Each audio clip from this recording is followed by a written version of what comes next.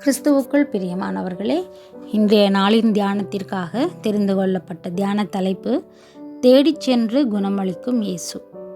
வேத பகுதி பரிசுத்த யோவான் எழுதின நற்செய்தி நூல் 5ஆம் அதிகாரம் வசனங்கள் 1 முதல் 9 முடிய. குணமளிக்கும் திருப்பணியை தேடி சென்று நிறைவேற்றின ஆண்டவர் இயேசுவின் ஆளுகை நம்மை ஆட்கொள்வதாக.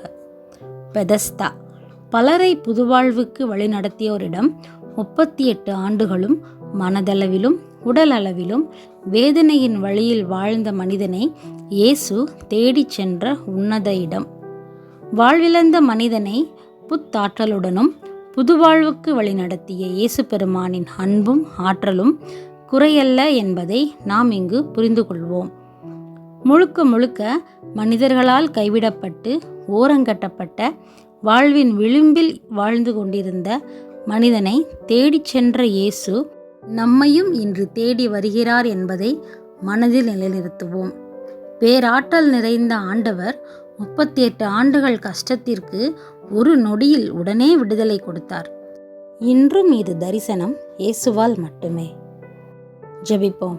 எங்களை அதிகமாய் நேசிக்கின்ற அன்பின் பரலோக பிதாவை நன்றியோடு துதிக்கிறோம், ஸ்தோத்திரிக்கிறோம் ராஜா. இன்றைய நாளின் தியானத்திற்காக உமக்கு நன்றிகளை ஏறெடுக்கிறோம். 38 வருடங்கள் பலகீனமாயிருந்த மனிதனை தேடி சென்று சுகமளித்த தேவன் எங்களையும் இன்று நீர் தேடி வரப்போகிற கிருபைக்காக நன்றி செலுத்துகிறோம். அதற்கு நீங்கள் எங்களை தகுதிப்படுத்துங்கள் தகப்பனே. எங்களை தேடி வந்து நீர் கொடுக்க போகும் விடுதலையை பெற்றுக்கொள்ள தகுதியுள்ளவர்களாய் நாங்கள் இருக்க தேவன் தாமே எங்களுக்கு கிருபையை அளிப்பீராக. ஆமேன்.